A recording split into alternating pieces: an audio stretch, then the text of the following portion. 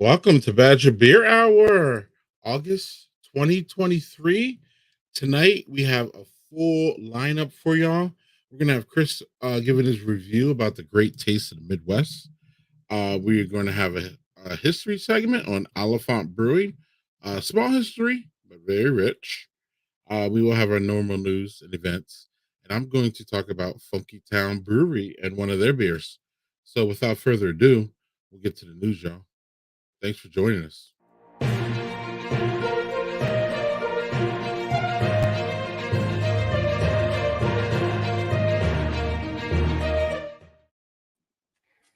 Chris, how you doing, man? I'm doing pretty good, Landon. How are you? Sweaty, but good. Happy Y Beer Wednesday for you. Wait, Yeah. what? Sweaty? Yeah. You want to talk It's about hot that? out, so you should get outside more often, Chris. You should. I mean, dude, we're starting in with the insults already. Like, Yeah. literally the first minute. Okay, I haven't seen you in a month. that's true. That's true. Got him saved up. My sweaty boy over there. Well, Chris, let's start out with some news, some good news. Yeah. There's a cool new benefit beer brewing. Yeah, we've got a new Lake Louis beer that's helping out the humanitarian aid and rebuilding efforts in Ukraine. Nice. The beer is called Move Ukraine Pilsner. Move Ukraine is one word, in case you're looking for that. It features it's a Pilsner, but it has roasted sunflower seeds brewed into it, which is cool. That is the national flower of Ukraine. And it went on sale yesterday, Landon. Yesterday. And it's only available at the Wisconsin Brewing Company Taproom, and which is like the parent company of Lake Louis. Right. Talks about that. That's in Verona, and then the Wisconsin Brewing Company Park in Oconomowoc, which is the home of the Lake Country Dockhounds. They've got a little brew pub and pilot brewery there. So sales are benefiting this organization called Move Ukraine. Move Ukraine, one word, which is offers aid to people in that country that has been living under wartime conditions for more than a year now. This is a collab beer, so the concept and the recipe was developed in partnership with Forefathers Brewing in Cambridge, Ontario, Canada, and is made available to brewers around the world. We've seen this with the Fire Benefit beer, with All Together, I believe it was called, out of Other Half in New York for the pandemic relief. And then, of course, famously, I think the one that kind of started it all was Black is Beautiful from Weathered Souls. And I think Greg might mention, I don't know if you might have a little news tacked on to your thoughts on Barrel and Flow about Black is Beautiful. But anyway,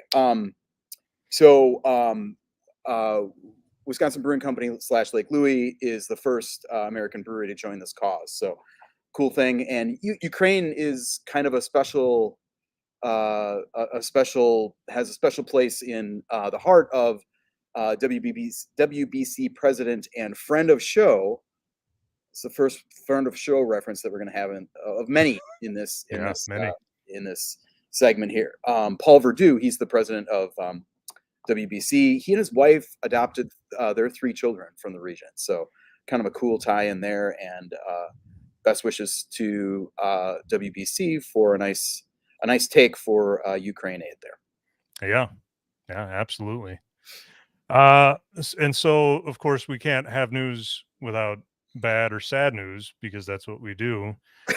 This is a follow-up from last month. We've got some sad news for the Wisconsin beer community. Yeah, this one's not unexpected based on what we talked about last month, but a beer legend in Milwaukee, Mike Romans, has died. Mike founded Romans Pub 45 years ago, and over the years it's become a beacon for people looking for better beer. It was at first it was imports, and then microbrews back in that day. Romans was a fixture. Romans Pub, that was a fixture in the best beer bar lists and publications like Draft Mag. This is like a decade or so ago, and Mike was famously particular about the decorum in his bar. He would kick people out for being too loud, and he kind of bar bachelor parties from and tour buses and stuff like that were trying to patronize this bar. The scene you saw there was at his he had essentially an Irish wake at the pub after his service a couple weeks ago. We mentioned in last month's news that he had just entered home hospice, and in recent years he'd fought a couple forms of cancer and a separate disease that had taken most of one of his legs. So rest in peace, Mike Romans. He was 69 years old. Yeah, rest in peace indeed. Hard to transition to that. Yeah. That's what we're gonna have to do. I see Estate Brewery is looking for a new brewmaster for the first time. Yeah, this was an unexpected one. Jim Garanson, he's the president brewmaster and occasional bartender at Parched Eagle in Madison, is leaving the operation he founded in 2015. The brew pub is going to remain open. And a social media post, which you can actually see, that's not the social media post, but anyway. He announced that this was happening, but he didn't really say who the new owners were. My colleague Barry Adams did a story a couple years ago about the Parched Eagle, kind of making it out of the pandemic, and he was sounding a pretty optimistic note. So we don't know. I do not know who the new owners are, but Garanson said that he's taking a job outside the brewing industry and is doing so for his physical and mental well-being. That's a quote. Although he hinted that he would remain involved behind the scenes. Once you found one of these places, you kind of can't really entirely get away from them. So right. We wish Jim the best, and he was one of the good guys in Madison beer for sure, and definitely a scrappy operation. This is a 2-barrel brew pub. That was found. It originally was in Westport, and then they opened a taproom on the east side of Madison, and that's been in an area that has really been built up quite a bit since they moved there in 2017. So, all the best to him, and best wishes for the Parched Eagle continuing to fly. Yes. See what I did there? Very, very good, Chris. Yeah. This is not my first news segment, dude. We've been doing this for 3 years now. I know it. We've been doing this for 3 years, and I can't believe how many times this next brewery has come up. We've got one of your favorite breweries to talk about, Chris. This is the best. I can't wait to talk about the latest dust up from Minocqua Brewing Company. Yeah. So earlier this month, and this is like, folks, I have been protecting you from all the twists and turns and cynical manipulations of the news cycle there you go. of Minocqua Brewing Company. But this is real news. This is real news. So this time, this is 2 weeks ago, a committee of the Oneida County Board ordered Minocqua owner and unsuccessful assembly candidate Kirk Bangstad to close the brew pub for alleged violations of the terms of its business lease. So this whole thing has centered on parking regulations and Bangstad's desire to add a beer garden and a food truck to this business. I'd like to thank the Wisconsin Examiner for the primary reporting on this story. I am thankfully not doing that primary reporting, so shout out to them.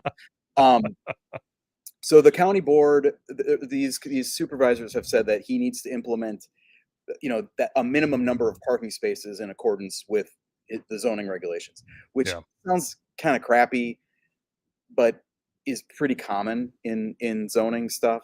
That sounds a little weird for like in a city, but in a town like Minocqua, they don't want people parking on the street.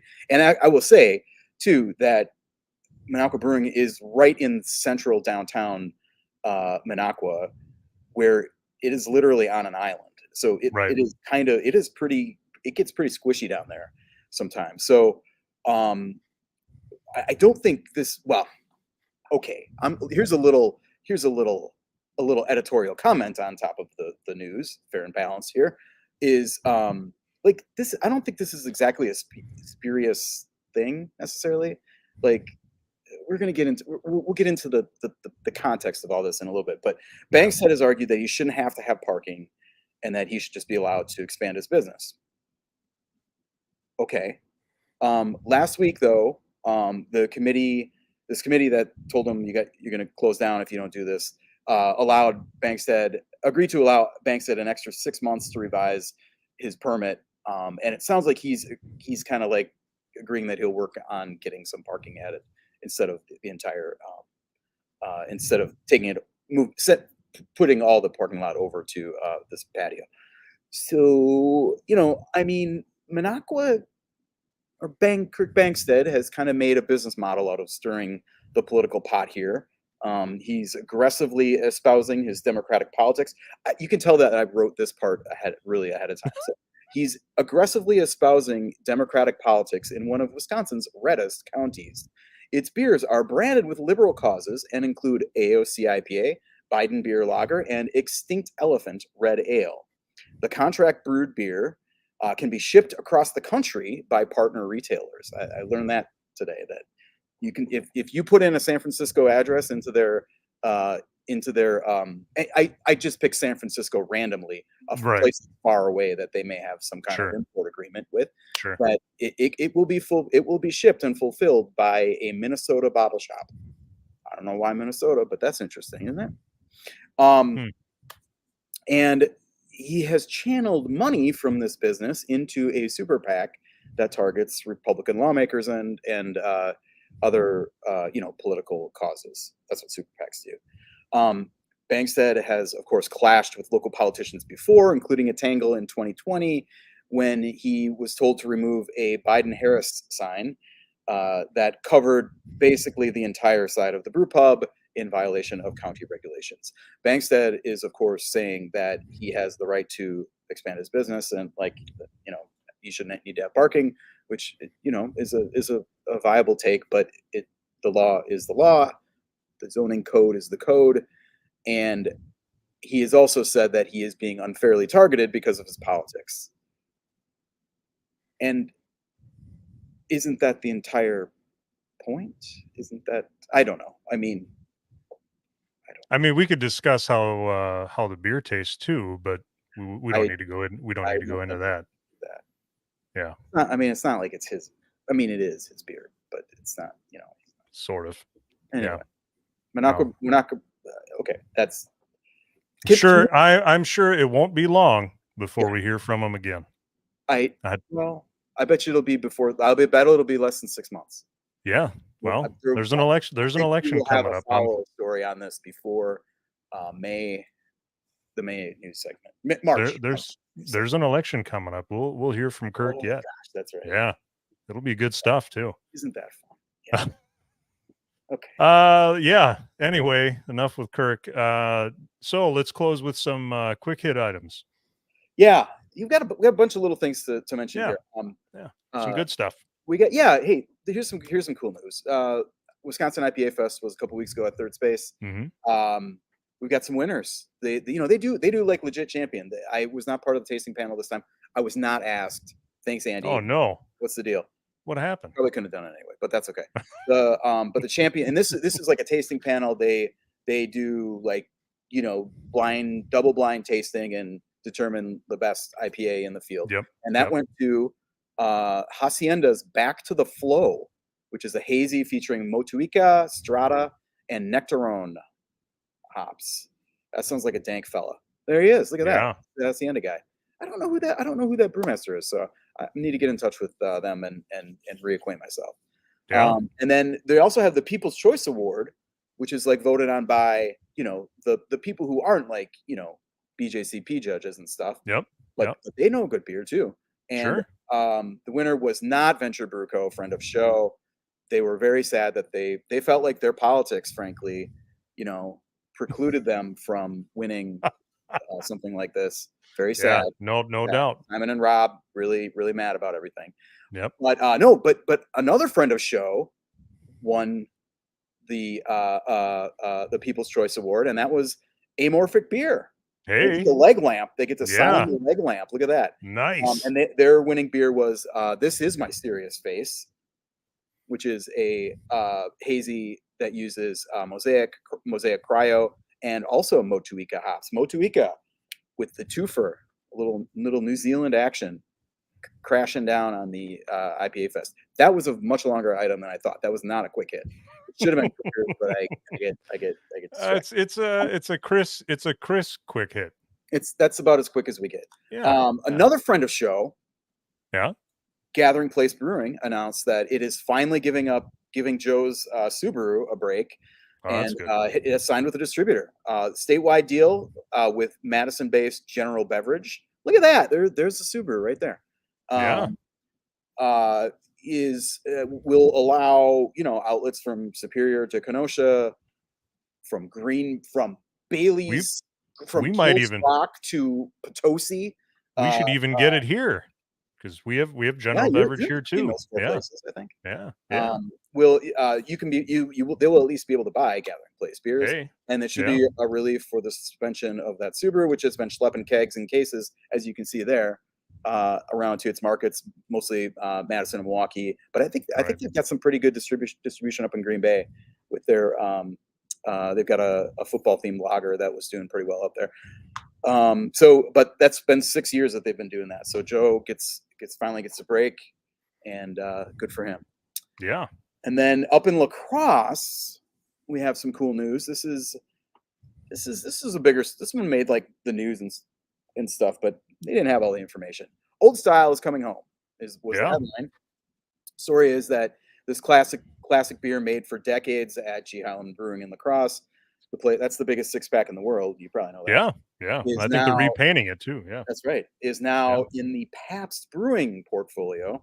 And you may remember there was this big dust up, big legal fight between Pabst and its primary contract brewer, Molson Coors, about over everything, and it actually went to trial, which was super interesting, because you getting inside some of these contract brewing agreements with the really big boys is pretty interesting. But they ended up saying see ya, and are moving production of all of their brands into City Brewing, which is the G. Highland Brewery. It's the new, City Brewing is the company that owns it. Pabst has some stake in City Brewing. I don't think that it is like they bought City Brewing, but they are definitely a partner. And they're moving Old Style. It is not begun production there yet, but soon La Crosse born Old Style will be flowing once again. And they're celebrating this with like special tap handles, like La Crosse only tap handles, and maybe some like merch type stuff too.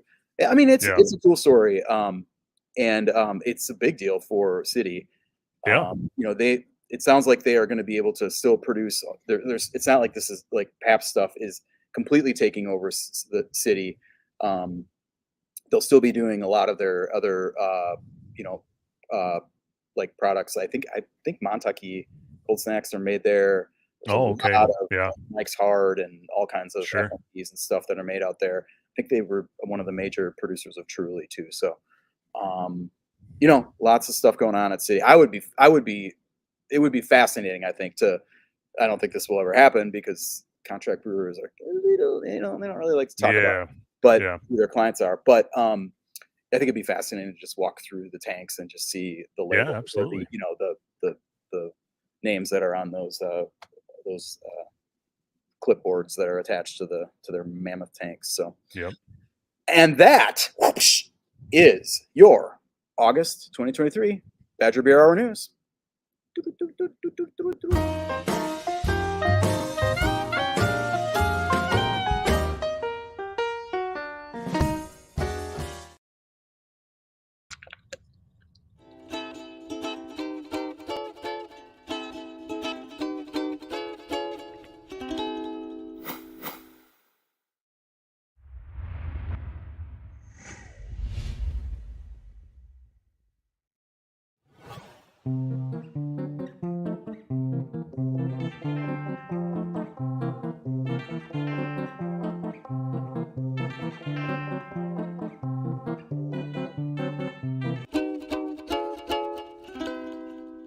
am Matthew Wallace. I am one of the owners of Oliphant Brewing.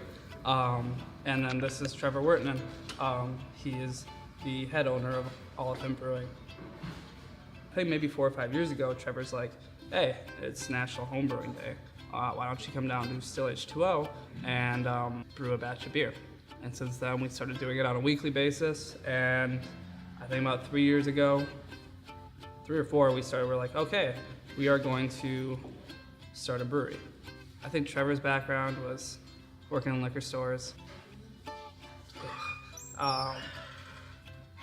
Yeah, and homebrewing. And then also, I worked at Dangerous Man. Trevor worked at Lift Bridge. We both worked at Dave's Brew Farm as well during this period of planning and trying to open a brewery. We originally started as an alt prop with Dave's Brew Farm. We opened for 1 weekend there, and we were like, oh, we can do this. So we instantly closed down, and we jumped ship to Somerset. This facility used to be owned by my grandfather and was a 7-Up bottling company before. 7-Up bottling company, there's a paper factory thing going on here. I think someone was building some kind of armored vehicles for a while too. So this warehouse has a lot of weird shit in it. But it's also family owned. So it's owned by my mother and my aunt, and rent was very cheap.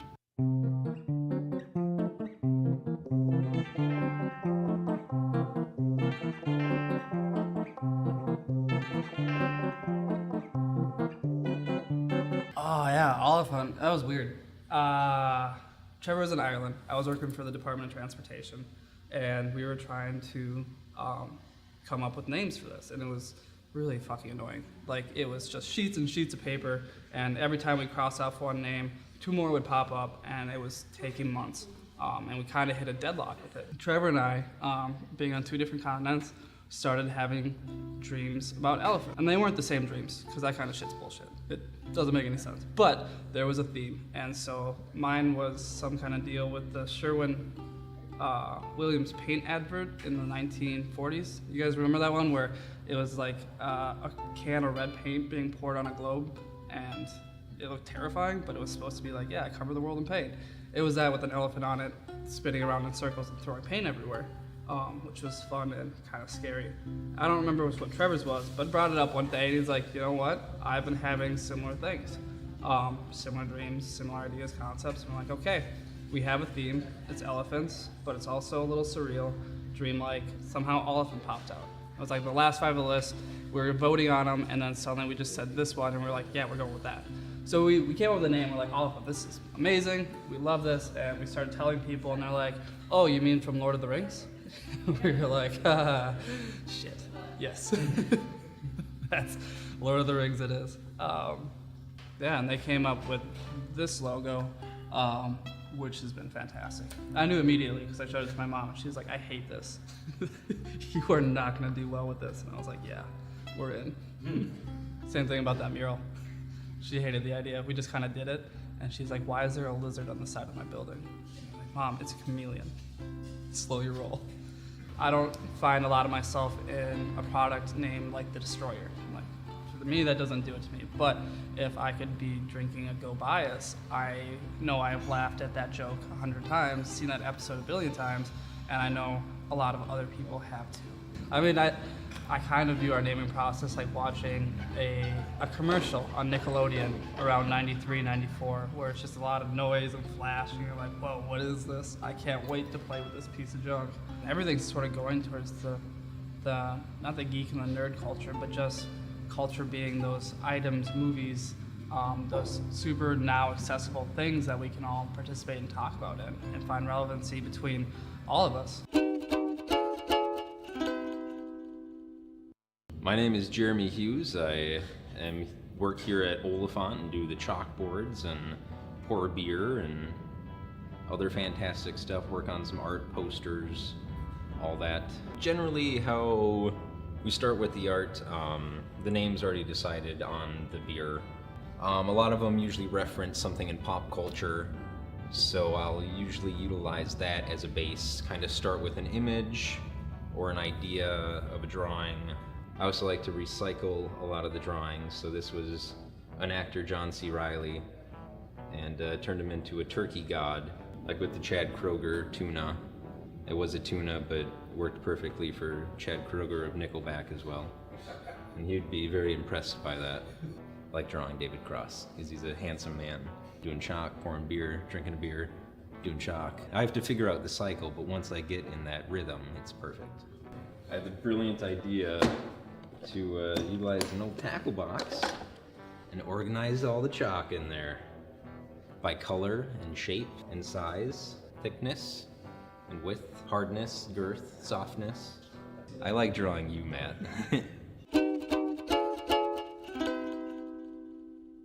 Right now, I think we're sitting between 350, 400 barrels a year at our current production of 3 batches of 3 barrels a week. Just save costs to get us rolling fast, because we opened on 45,000, which is probably the cheapest brewery you're gonna hear about in the last 10 years and the next 10 years, as we use these plastic conical fermenters, and they are amazing. I mean, there's the general hassle of they're not in place, they're not steel, they have no glycol unit, whatever. If you can think around the problem, you can get quality beer. They get cleaned very easily. We haven't had a bad batch or an infected batch in the time we've been open. So, I mean, there's that worry. You're like, oh shit, these could go bad, I'll have an infected tank, and then things are horrible for me. Except that these things are like $75 to $150 a piece. So if it goes bad, you just swap it out.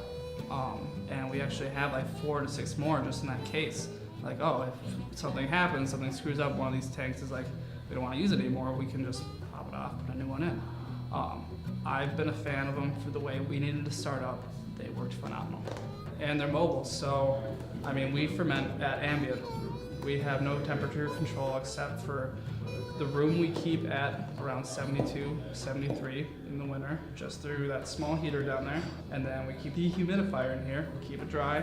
That is our temperature control. The yeast will take off after that, and it works. When we crash, we roll them into the cooler. We got an oversized cooler just for that purpose, so that we could fill it with tanks that need to sit. They're probably sitting between 12 and 15 days from brewing to keg or can. And we've been able to find the strains that we like and work for particular beers. And we've been able to find which beers have the same yeast strain and put them into a schedule where we can start utilizing tank-to-tank yeast.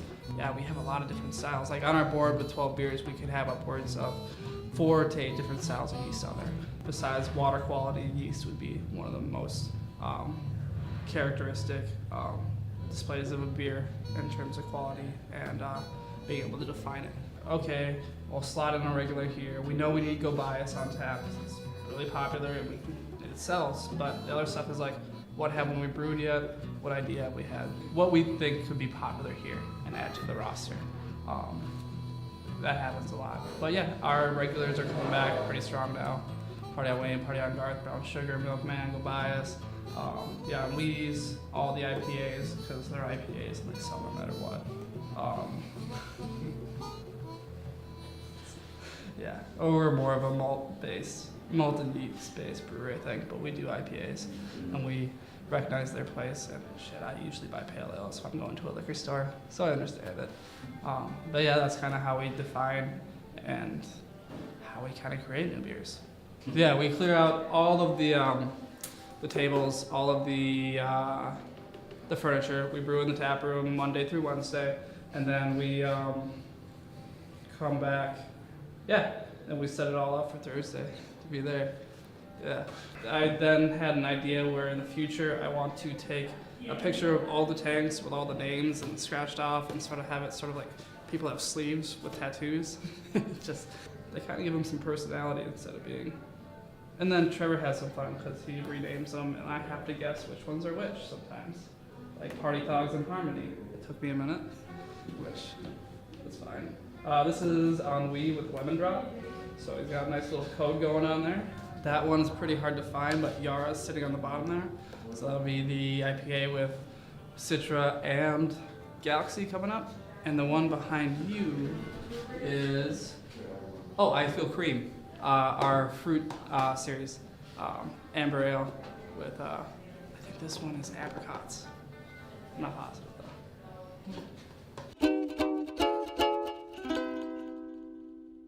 Turns out it's bitten off, and there's a velociraptor behind her.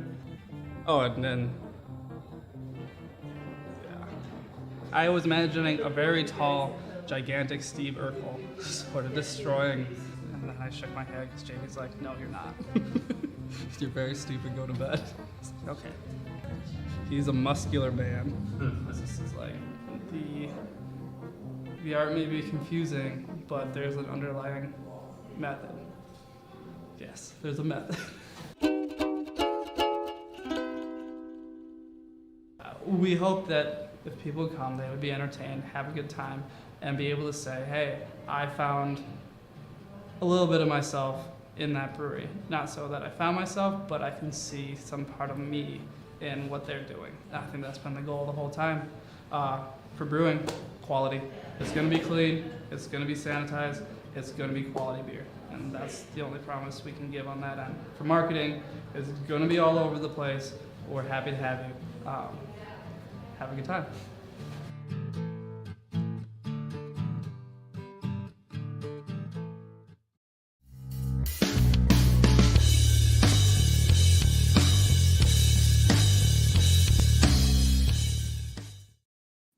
Well, I'm embarrassed to say that my 2023 Great Taste experience did not include anything from Oliphant, because those guys are awesome. What a great piece. Thanks for that, Landon. That was super. So many interesting things there. Okay, sorry, I'm like coming down from that. I love that segment. Okay, Great Taste. Great time, I guess. Maybe I should have planned this out a little bit more, but my one of the big kind of questions about how you approach the Great Taste when you're going is like just how you approach it. Like, what are you going to do? What's your plan? And I was thrilled to not really have a whole lot of a plan this year. I kind of had a few things that I wanted to check out, and including Rev for some of their deep wood stuff, and I wanted to get over to Microphone to ask about their upcoming brewery and taproom in Delafield, which they said that they weren't quite ready to talk about, even though it's been reported. So there's your little news. There's your little item that was left out of the news segment, but it's out there if you Google it. The main I guess my main takeaway was like, man, there were a lot of good barley wines this year, but I kind of like, just like, FOMO, at least for me, is like totally gone. Like my friend Todd wanted to go see he mentioned a black IPA on the ride over, and I'm like, black IPA sounds good. Let's find one. So there were only 2 black IPAs at the entire festival this year. So that was one of the last things before everybody came in, was getting over to the 110th to see Illuminated Brewworks from Chicago. They had a nice black IPA called Weird Styles. I don't know. But we definitely made a focus on the rookies. There were some good ones. There were some really good Wisconsin brewers that were there for the first time. Lionsdale, G5 were there. Tumbled Rock from Baraboo was there. That was one of my favorite beers, actually. Was they have a little Dutch lager that was infused with like chamomile and a couple other kind of herbal aromatic type things. That was, it had a lot of that on the nose, but it was nicely balanced and not over the top on the flavor. So that's what I look for in beers like that. But I feel like there's so much great beer at this event that you don't like. I never wait in line anymore. That's kind of my guiding principle, is I don't want to wait in line. And sometimes you miss out. I mean, I didn't get a Three Floyds pour. I'm okay with that. I just, through the luck of the draw, I didn't walk by Central Waters, so they had a ton of their anniversary beers on. And those were, I've had a few of those. They're excellent. But kind of just saying, hey, haven't had this one.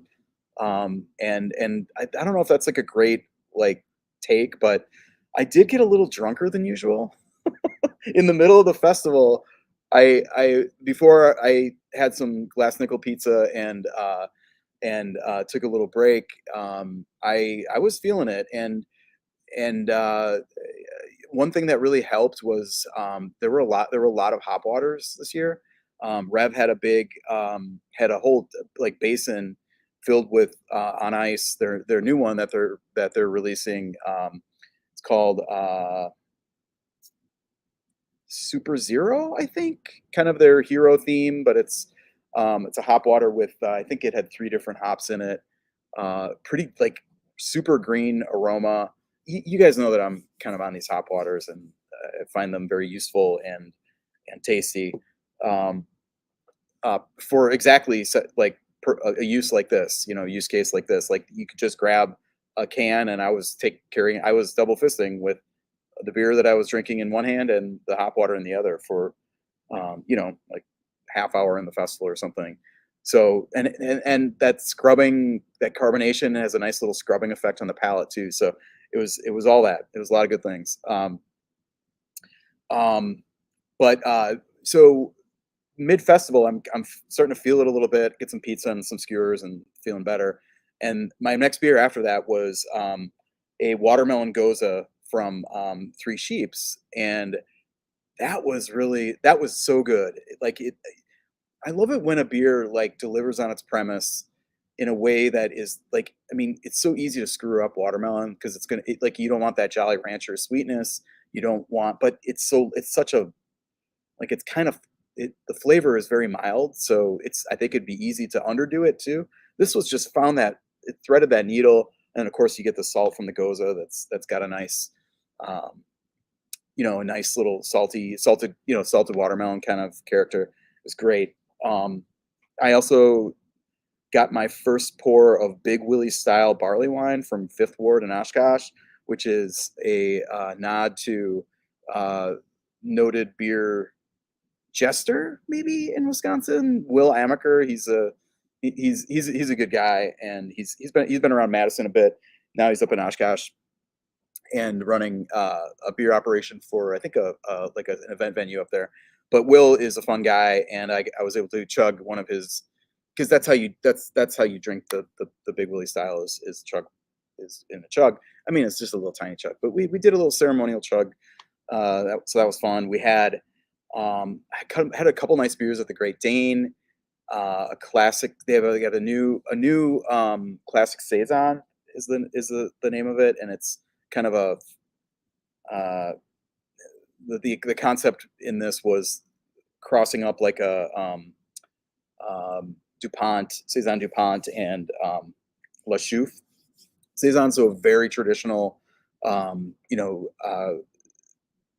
farmhouse saison that, well, not exactly farmhouse, because we know those are made in breweries, but that really bubbly, crisp, and relatively big. I think it was like 7%, something like that. But that's nothing compared to the biggest beer that I had, which was ironically the second beer that I had on Saturday, and that was Chattanooga whiskey barrel aged ice bock from Cunehen in Michigan. And oh, daddy, this is a big fella. 16.9, just a total caramel bomb, but like complex and almost like kind of brandy like, sherry like, a lot of vinous kind of malt character going on. It was really wonderful. I mean, the smoked wild rice beer from our friend of show, Working Draft, was really nice. I don't know. It was a very nice day, kind of mixing up these kind of smaller beers and some big fellas. Oh, the collab between Great Lakes and Lakefront is always a good. That's always a good stop. And this year was a Belgian IPA that was really nice. Probably the second best Belgian IPA I've ever had. You know what the first is. Bedlam. But this was nice, juicy in that same way, a little bubblegum action. So I don't know. It was really nice. Really great day. Obviously a lot of fun. running into everybody and having some very engaging and enlightening conversations. I did have a pour of the Nuclearis IPA. Naturally, I felt like I had to for the bit. Not that it's a bit; it's a fine beer. Anything else that you want to know, Greg, that I'm missing on in my little ramble here? No, I did good. Okay, all right, good ramble. So great taste. Next year, it is August. I don't have a 2024 calendar in front of me. It's the second Saturday in August next year. Tickets go on sale the first Sunday in May at various outlets throughout Madison. So there you go. Plan ahead.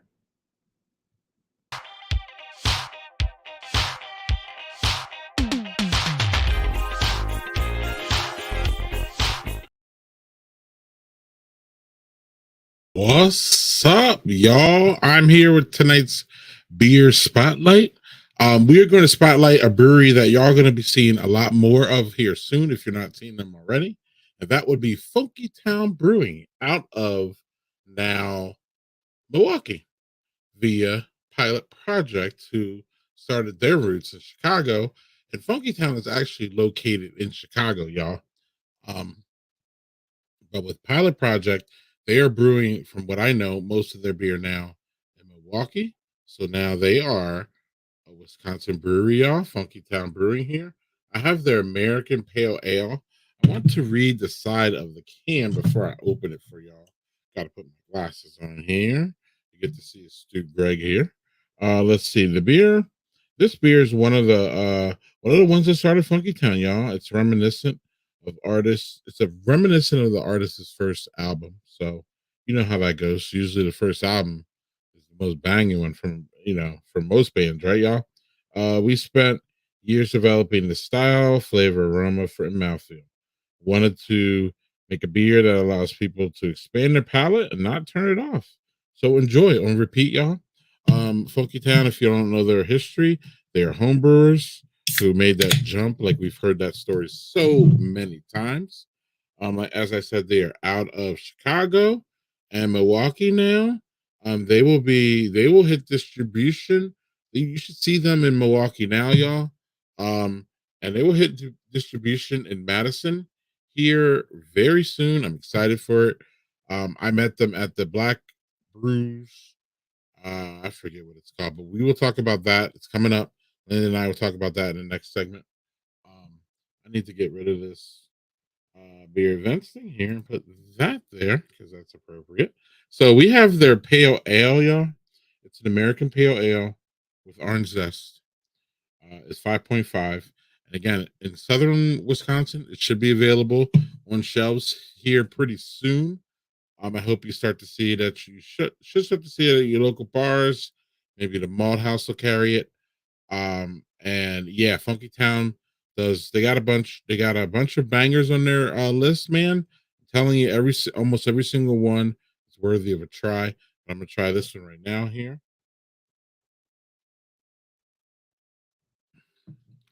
So it's American Pale Ale with orange zest. It's not, the hops aren't assertive, but you get that orange at the end, really nice.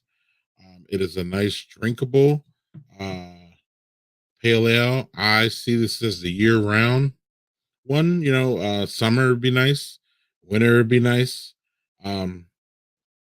Yeah. So it's called Hip Hops and R and Brew, I believe.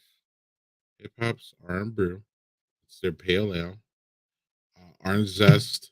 Looks like Citra and Mosaic. So classic hop combination. I mean, who doesn't love Citra and Mosaic? And this will be available. Really, again, easy drinker, not assertive, not offensive in any way. It's the kind of pale ale that you can just grab, bring to picnic, and all craft beer. Most craft beer people will love it. So, really excited to see FunkyTown, y'all. We'll hear a little bit more about them in the events. Maybe I'll talk about them more in the last call. But they are a fun brewery, owned by three great, engaging, fun fellas that I got to spend the weekend with at Barrel and Flow. And before I leave here, one more thing about FunkyTown. they are the fellows are named Richard Bloomfield, Zachary Day, and Greg Williams. They were recently named. They've been. I'm sorry. Let me finish this. It started out in 2021, so they're still a baby here, 2 years old. But they were recently named the winner of the Sam Adams Brewing the American Dream and Business Entrepreneurship award this past July. This will allow FunkyTown to get behind the scenes um, of Sam Adams, and they'll get to go there, check Sam Adams out, see everything about it. They beat out 5 other breweries here to get this honor. They will get to work with Sam Adams over the next few months to learn the ins and outs of brewing, as I said, and they will get a chance to collaborate with a beer on Sam Adams that will be released in Boston and Chicago. I'm hoping that maybe they can do a little bit up here because they are brewing, from what I hear, most of their beer at a pilot project in Milwaukee now. So keep an eye out for FunkyTown Brewing. They are a great brewery. They are a great young brewery. And there's something new here being injected in Madison and in Milwaukee. I'm not sure. We haven't had many openings, y'all. So this is kind of like a brewery opening. So keep an eye out for FunkyTown, y'all. They are brewing some great stuff. And on that note, we will move on. Thanks for enjoying my beer spotlight. And I'm going to enjoy this little pale ale here while we get to events.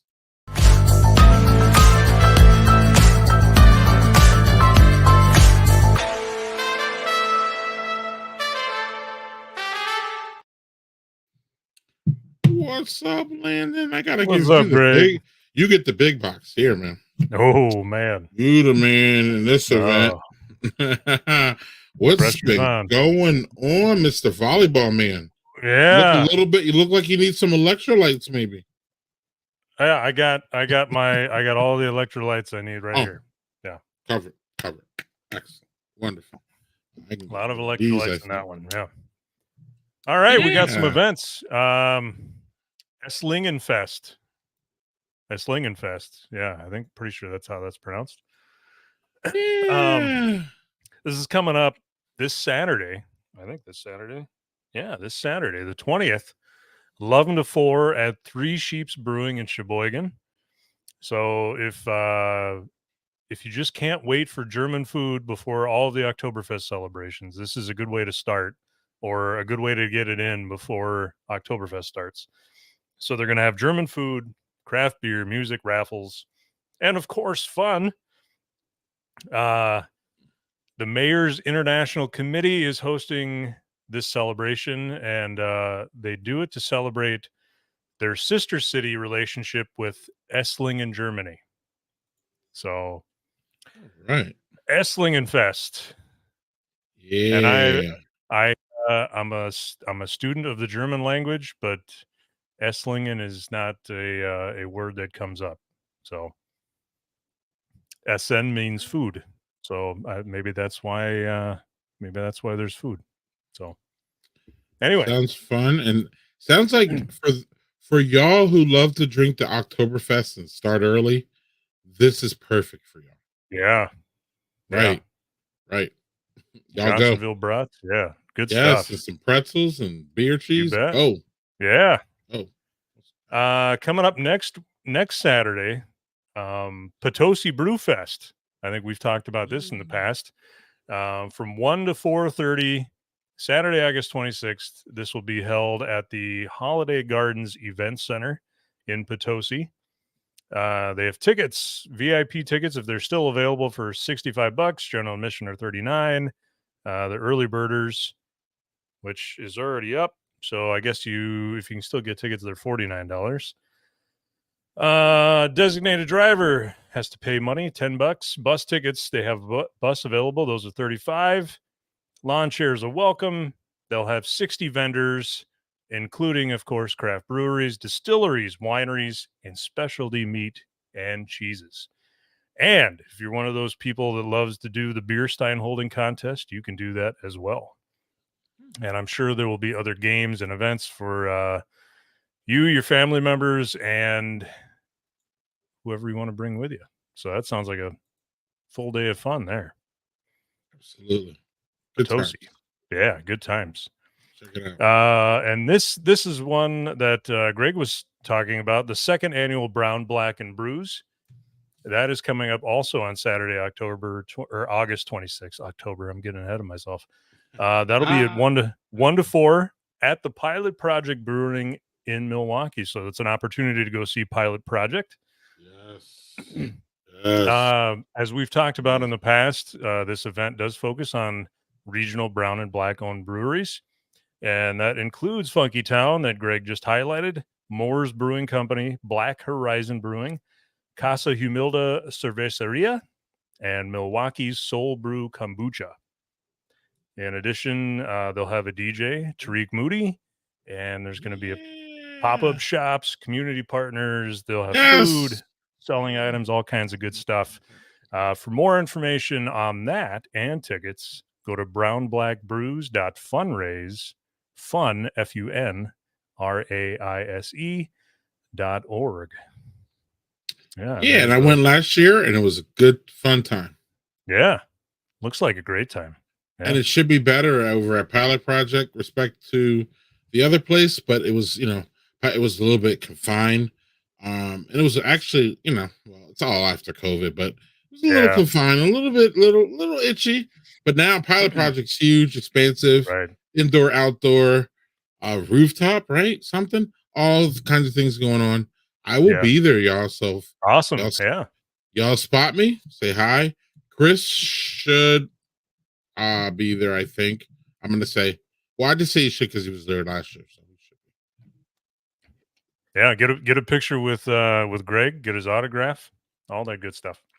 Chris says it's unclear, but I'm gonna peer pressure him, y'all. So yeah, we'll see if it works. Peer pressure him out of all the other things he has to do with his life. That's right. Right. You at the end of the day, you resort to peer pressure, and that's just what happens. That's it. I mean, if I lived closer to down there, I would be peer pressured into all sorts of stuff. Yeah, no doubt. Right. Yeah. I mean, look, this is the only thing you can. I mean, that's the first thing you can ask from your friends. Right. Some peer pressure. That's good, healthy, old school shaming. That's right. So I won't shame you for the next thing you have to talk about. Maybe though. Maybe. Well, Oktoberfest. So we had highlighted Oktoberfest just a little bit, but it is coming up. I mean, September is full of events. Bavarian Beer House has the Milwaukee's original Oktoberfest. That starts September 1st, and I believe it goes through the first weekend of October. So every weekend you can go to the Oktoberfest at Bavarian Beer House. And if you've never been to that location, it is a wonderful place. There is a lot of outdoor space. The indoor space is wonderful. Food, great. Food is fantastic. Yeah, I love the food. Fantastic. The beer is great. It's just a good old time, and that is the time of year. I don't know. I can't say enough about that place. Yep. So need to hit it. Yeah. They're going to be open Thursday to Sunday. You can park for free. They have a midway for kids, Hammerschlagen, all sorts of good stuff. I wish I lived closer because I would be there all the time. I love Bavarian Beer House. Me too. And even I'm an hour and I'm like, man, it's a little bit too far because I get a little crazy with the beer and no one wants to sit with me in a car after that. Right. Yeah. I don't want to sit with myself in the car after that. So I don't. At least you entertain yourself. Yeah. This is true. This is true. This is true. Speaking of entertaining. Yeah. What you got next? 21st annual Thirsty Troll Brew Fest. That is coming up on Saturday, September 9th, 1 to 5 in Mount Horeb. The Thirsty Troll Brew Fest features 30 breweries and over 125 beers. Trying all of those. Yeah.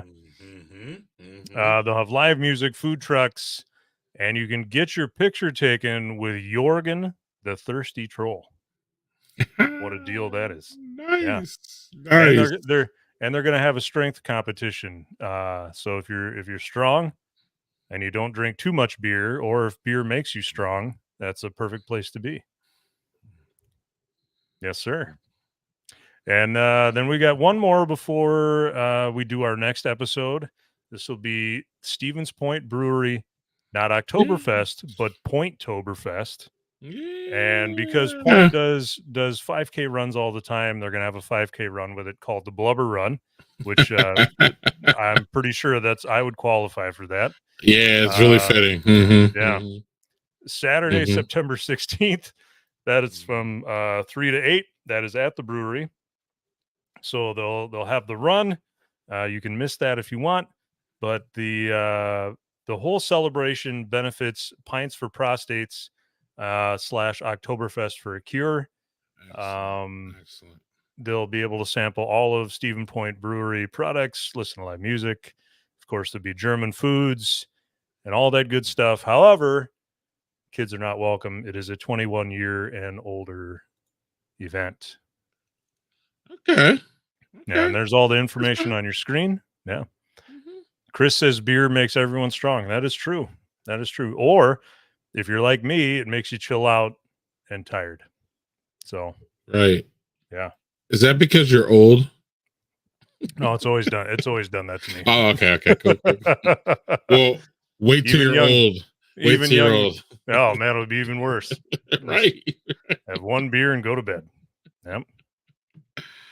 Correct. And those are the events for August and the beginning part of September. Yeah, and before we go, if y'all ever have events, hit us at email badgerbeerhour@gmail.com. Yeah. If y'all have events that you want us to cover or you think we're gonna miss, and we do miss, so we are just human, even though we love all the beer events and we love it's good we don't have FOMO here, Landon, because I know we don't go to any of these, compared to the amount of events we bring to y'all, we don't really go to any of them. And it's a shame that I just can't jet set around Wisconsin going to every cool event. I don't got it like that yet, but if y'all keep watching Badger Beer Hour, maybe we'll get to that point where we'll be paid to run around and go to events. I would love That'd to. be great. Yeah, that'd right. be great. All right. So y'all gotta start clicking and sharing, damn it. That's right. And we can make this happen in about 400 years. That's right. So with that being said, we're going to the last call, y'all.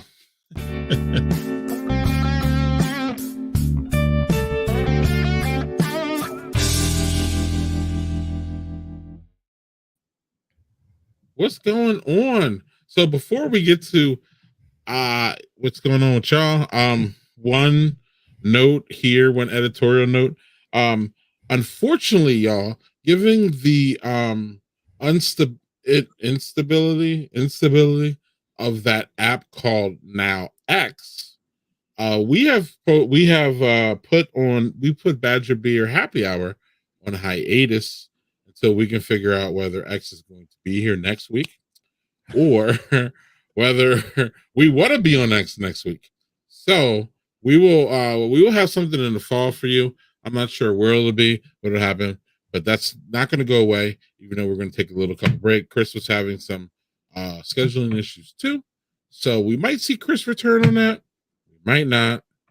Who knows? We'll see. But I just wanted to editorialize that one, y'all. What's going on, Landon, up in Taproom Traveler Land? Anything interesting coming up? As far as Taproom Traveler stuff, still just working through the old crap that we're still working through. Working on hitting the road again though, so that's good. I do want to talk a little bit about the history video that we watched tonight, the Oliphant one. So does Chris. He had a good time. That was fantastic. Like, I mean, I learned a lot, and holy cow, fermenting in plastic. Like, at first it's like, yeah, but then it's like, moving it around to crash and wild. They, obviously, and we've talked about this in the past. The brewery is in the same spot still, but it looks a little different than it did back then. Their outdoor space, they have a big outdoor space now. They're not brewing in the little plastic tanks anymore. They've got a full big brewery in the back. A lot of it, I mean, a lot of it, the character's still the same, the guys are still the same, you know, all of the things that you really want to love about them are all the same. The murals, the art, all that good stuff. Um, so I would extremely highly recommend you go visit Oliphant if you ever get the chance. Mhm. It is a wonderful place, and even if you have people that don't necessarily like beer, they've got like slushies on tap all the time. They've got all sorts of good stuff. So Mhm. they've got food now. So they have a food truck that sits out in their lot too, and they own that. So yeah, all sorts of good stuff. Excellent. Yeah. Excellent. Anything else notable? Not for me. Chris, I'm not you always have notable things going on. I don't know if I've got anything right now. My joint review of Great Taste with my co-columnist Katie Herrera, the Draft Queen. We hooked up at Great Taste for some spells, and we kind of debriefed actually last night. Was it Monday night? Monday night? Who could Last say? night was Tuesday night. It's a blur. It's a blur. And there will be a slightly less stream of consciousness kind of co-authored column about our experiences at the Taste. That'll be posting. I imagine that'll be posting this weekend. And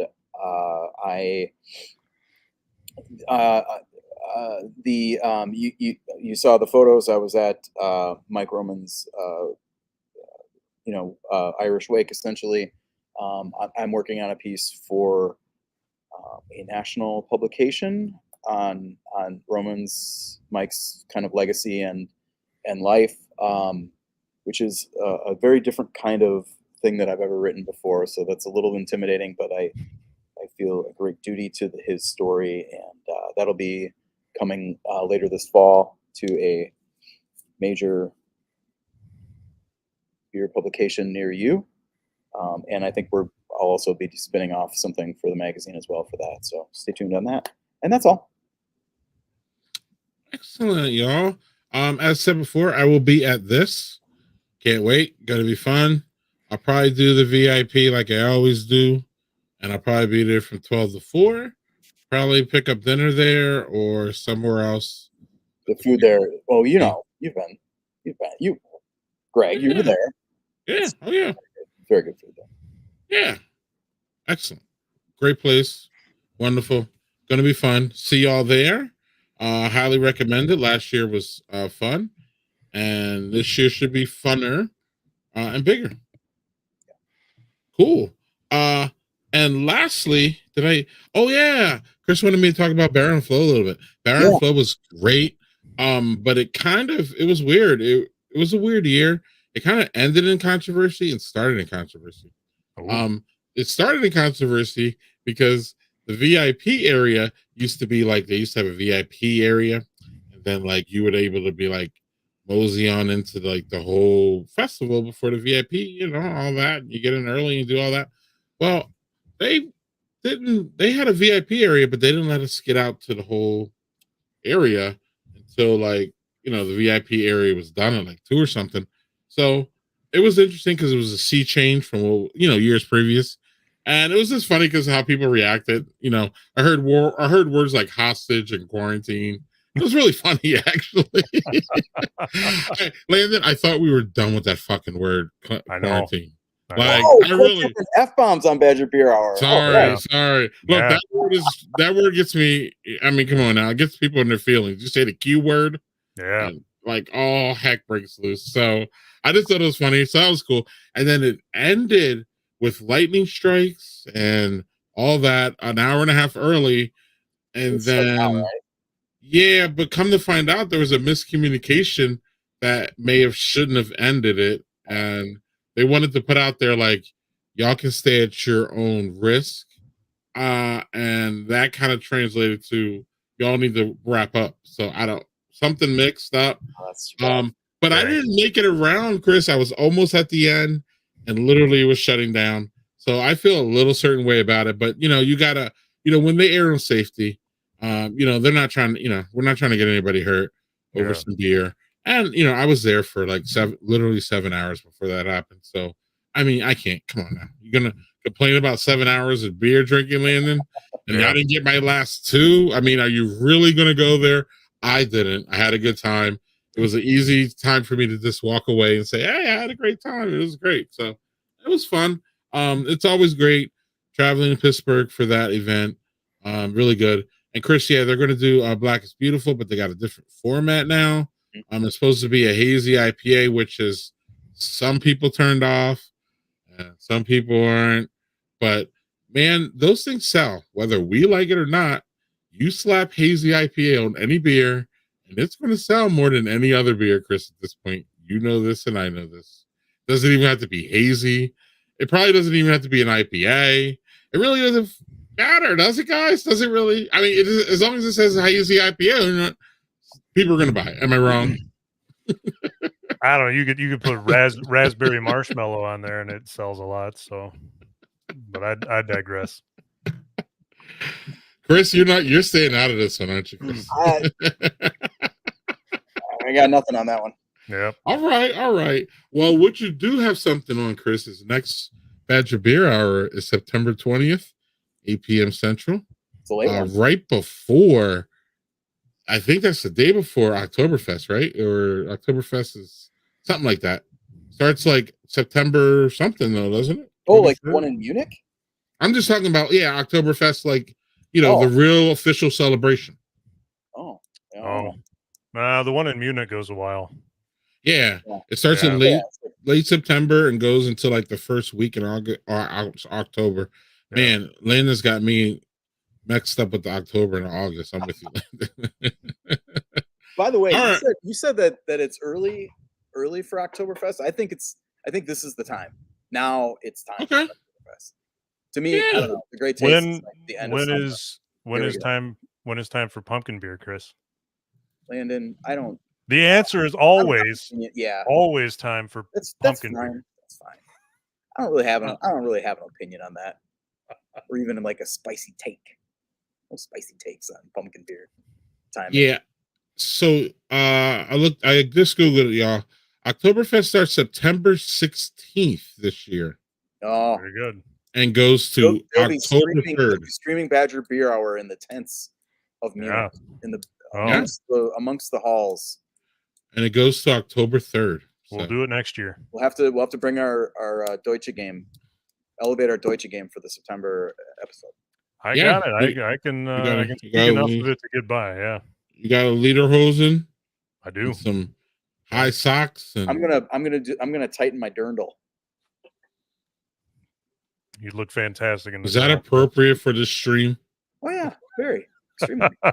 Okay. I just got. We did have you showing off your underwear on the stream at one point. So yeah, we have really. Mm-hmm. We've done it all. I don't think I've done that. Later. That's good, man. That's good. I like that. All right, y'all. It's time for us to get out here unless we have anything else. Thank y'all for doing this every month. But Landon, really great Oliphant piece. I remember seeing it before, and I was like, man, this is a keeper. We have to show this one. So yeah, that's a good one. Yeah, in lieu of an interview, that was really a great filler. Technically a filler, but not really. I mean, it was just great. Chris was loving it. Very solid. So yeah, y'all. We'll be back next month with an interview. We got and that, and Landon has many other pieces like that, y'all. Very, very nice entertainment. You can find that on. Let me go. We're real quick. Let's see here. Taproom Travelers are on Facebook, X, and YouTube. Are you still on X, Landon? Yeah, we'll call it Twitter though. I ain't calling it X. That's dumb. Right. I'm not calling it X either. I mean, it's the magazine. I'm like, that on Twitter. It's like, no, I don't. It's Twitter. I'm disavowing X. Yeah. Well, that was. We're gonna save that conversation for We got after I Yeah. click end got a lot to broadcast. say about that one. Yes, A lot to say. yes. Y'all, thank you for joining us. We had a good time this month. We will see y'all September 20th during Oktoberfest. Yeah. And thanks, fellas. See you soon. Good night, Post. everybody. Thanks for watching. Cheers.